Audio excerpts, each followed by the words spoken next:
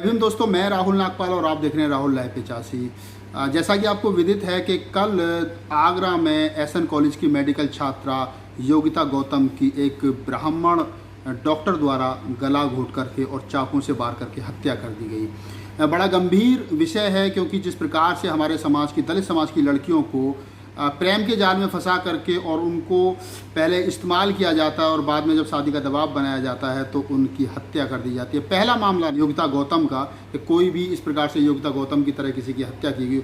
अनेकों बार आपने देखा होगा कि किस प्रकार से पहले हमारे समाज की भोली भाली लड़कियों को प्रेम के जाल में जो मनुवादी सोच के लोग हैं वो फंसाते हैं, उनके साथ में संबंध बनाते हैं, लंबे समय तक रहते हैं। जैसा कि जो विवेक तिवारी नाम का इसमें आरोपी है, उसने कहा है कि मैं 7 साल से लंबे समय तक उसके साथ संबंध में था और वो शादी का मेरे ऊपर दबाव बना रही थी, इससे तंग आकर के मैंने उसकी हत्या कर दी। तो ये हमारे समाज की बहन बेटियों के लिए भी सोचने का विषय है और बड़ा गंभीर विषय है कि वो इस मामले पर किस प्रकार से इस मामले को किस प्रकार से देखती हैं और इस मामले से किस प्रकार से बचा जा सकता है, क्योंकि जाति है कि कभी जाति नहीं। आज इसी मामले पर योगिता गौतम वाले मामले को लेकर के मैं आया हूँ आपको कनॉट प्लेस में, माने केपी चौधरी साहब के पास में, जो SC/ST एसोसिएशन, जो सरकारी कर्मचारियों का महासंघ है, उसके राष्ट्रीय प्रधान महासचिव हैं। अक्सर हमारे चैनल पर वो बात करते हैं।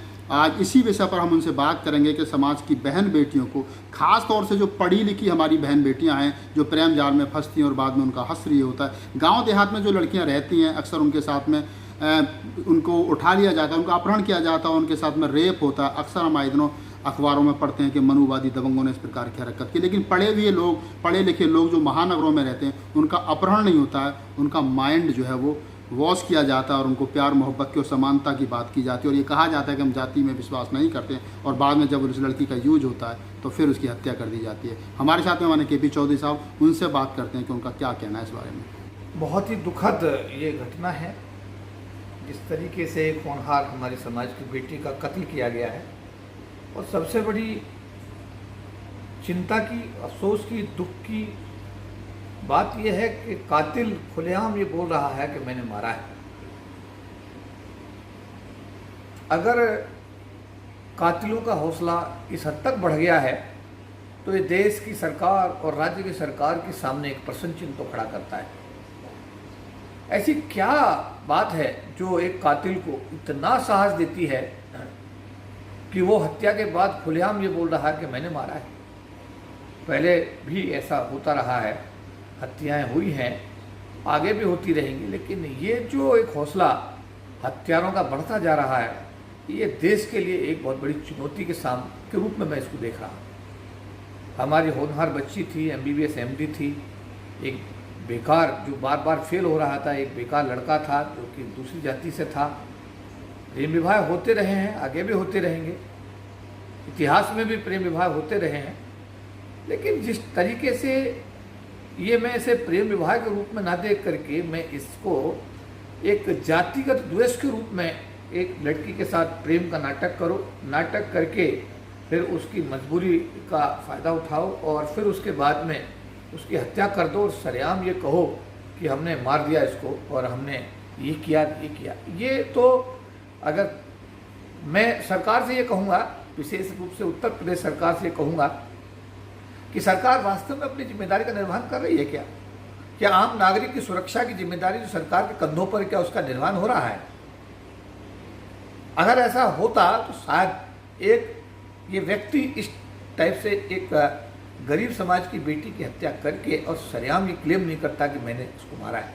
लेकिन चलिए, आज सरकार जो लोग चला रहे हैं, अगर वो अपनी जिम्मेदारी को निभाते हैं, वो एक आम नागरिक को सुरक्षा देने का काम करते हैं, संविधान की रक्षा करने का काम करते हैं, तो उनका भी एक इतिहास होगा। और अगर वो इन सब चीज़ों में फेल होते हैं तो उसका भी एक इतिहास बनेगा। और जहाँ तक सरकारों की बात है, सरकार तो आनी जानी है। कभी हमारे समाज की बहुजन समाज की एक बेटी इसी प्रदेश की मुख्यमंत्री हुआ करती थी, तब सीन कुछ और हुआ करता था। राजा भैया जैसे लोग जो है पता नहीं कहाँ चले जाते थे, और आज एक आम आदमी हमारे समाज के साथ में अत्याचार अन्याय करने में किसी प्रकार की कोई कोताही नहीं बरत रहा है। उसका हौसला देखने लायक है। सरकार से मेरा यही कहना है कि आप अपनी जिम्मेदारी का निर्वहन करिए, संविधान की रक्षा करिए, ऐसे तत्वों को आप कड़ी से कड़ी सजा देकर के अपनी जो जिम्मेदारी है आम नागरिक को सुरक्षा देने की, उसका आप निर्वहन अगर करेंगे, आपके प्रति, आपकी सरकार के प्रति आम नागरिक को विश्वास बढ़ेगा।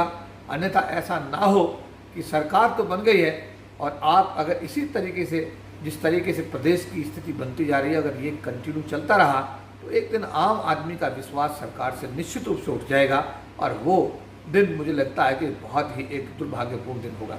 तो मेरा उत्तर प्रदेश के माननीय मुख्यमंत्री जी से निवेदन है कि आपको प्रदेश के एक एक व्यक्ति की जिम्मेदारी संविधान ने दी है, आप अपनी जिम्मेदारी का निर्वहन करिए और ऐसी कोई घटना जो कल हमारे समाज की बेटी के साथ की गई है, इस केस में त्वरित कार्रवाई करिए, उसे कड़ी से कड़ी सजा दीजिए और एक ऐसा संदेश दीजिए कि भविष्य में कोई भी दुष्ट व्यक्ति ऐसा करने का दुस्साहस ना कर सके।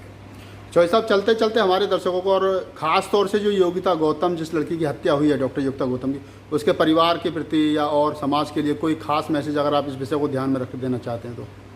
देखिए, मेरा तो यही कहना है कि डॉक्टर अम्बेडकर ने एक बात कही थी कि ब्राह्मण गंगा जी में नहाए और रेत के ढेर पर लेट जा, जितने शरीर के कण उसके शरीर से चिपकते हैं उतनी बार कसम खा के यकीन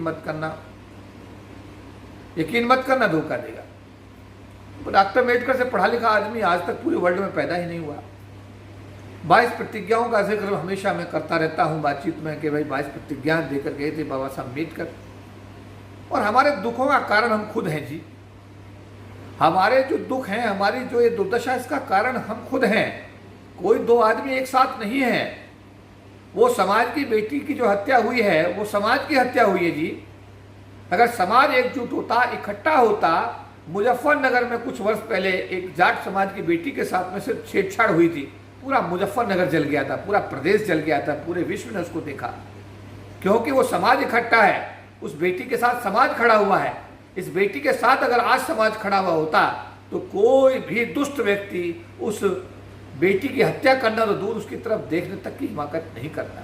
तो मेरा ये निवेदन है समाज से कि अगर अपने समाज की बेटियों की आप रक्षा करना चाहते हैं, अपने समाज को बचाना चाहते हैं, बाबा साहब के मिशन को आप समझिए, बाबा साहब की प्रतिज्ञाओं को आप समझिए, उन्हें अपने जीवन में उतारिए। और अगर आप ऐसा करेंगे, आप एक दूसरे से प्यार करिए, एक दूसरे से सच्चे दिल से पेश आइए, एक दूसरे के सुख दुख में दिल से आप शामिल होइए, एक दूसरे को हर प्रकार जो आप कर सकते हैं दिल से उसके साथ खड़े हो जाइए। जैसे ही एक वृहद समाज बनेगा, एक ऐसा मजबूत समाज की जब स्थापना भारत में होगी तो शायद मुझे लगता है कि SC/ST समाज की बेटी हो या बेटा, और जो आज ये तो बेटी मारी है, आए दिन टीवी पर, आए दिन सोशल मीडिया पर किस तरीके से बेरहमी से बच्चों को लाठियों से हमारे बच्चों को पीटा जा रहा है। पीटते समय इस बात का ध्यान भी नहीं रखा जा रहा है कि वो लाठी उसको कहाँ लग रही है, लेकिन उसकी कोई सुनवाई इसलिए नहीं हो रही है कि समाज बिखरा हुआ है। मेरी अपील है समाज के सभी अम्बेडकरवादियों से, सभी बुद्धिजीवियों से, सभी राजनेताओं से, सभी IAS से, सभी IPS से, सभी सो कॉल्ड सोशल वर्कर्स से, जो भी अपने आप को क्लेम करता है कि बाबा साहब अम्बेडकर मिशन के लिए वो समर्पित भाव से काम कर रहा है, आओ हम सब अपनी परिधियों को तोड़ें, संगठन परिधियों को तोड़ें, राजनीतिक पार्टियों की परिधियों को तोड़ें, IAS IPS की परिधियों को तोड़ें। हम सब लोग मिलकर के एक सशक्त समाज की स्थापना करें, जिससे हमारे समाज का एक एक व्यक्ति सुरक्षित हो सके, एक एक बेटी सुरक्षित हो सके, किसी के साथ अन्याय करने की कोई सोच भी ना सके, और हम सब मिलकर के अपने समाज को मजबूत करें और मजबूत होकर के एक सशक्त भारत के निर्माण में अपना योगदान दें। तो दोस्तों, ये थे माने KP चौधरी साहब, जिन्होंने योगिता गौतम वाले मामले पर अपनी राय जो वो मुखर तरीके से रखी। हमेशा से आप उनके वीडियो मेरे चैनल पर देखते हैं और वो अपनी बात हर समाज के मुद्दे पर रखते हैं। मैं चलते चलते बाबा साहब डॉक्टर अम्बेडकर की एक कोटेशन का यहाँ जिक्र करना चाहूँगा अपने दर्शकों के साथ में। उत्तर प्रदेश के मुख्यमंत्री गोविंद वल्लभ पंत ने बाबा साहब डॉक्टर अम्बेडकर से एक बात कही थी। एक बार बाबा साहब से कहा था कि डॉक्टर अम्बेडकर कभी हमारे घर पर भी, हमारे निवास स्थान पर भी, या हमारे साथ बैठ करके भी एक कप चाय पीजिए। तो बाबा साहब ने कहा था कि ब्राह्मण की चाय मीठी जरूर होती है, लेकिन सेहत के लिए नुकसानदायक होती है। ये बात, ये कोटेशन उन लोगों के लिए याद रखनी चाहिए कि जिस बाबा साहब डॉक्टर अम्बेडकर ने उस समय ये बात कही थी कि ब्राह्मण की चाय मीठी जरूर होती है, लेकिन सेहत के लिए हानिकारक होती है। ये बात उन लोगों के लिए ध्यान रखनी चाहिए जो आज उसी ब्राह्मण के साथ अपना सब कुछ न्योछावर कर रहे हैं, चाहे वो राजनीतिक क्षेत्र में हो और चाहे पारिवारिक क्षेत्र में। जय भीम, नमो बुद्धाय। आप देखते रहिए।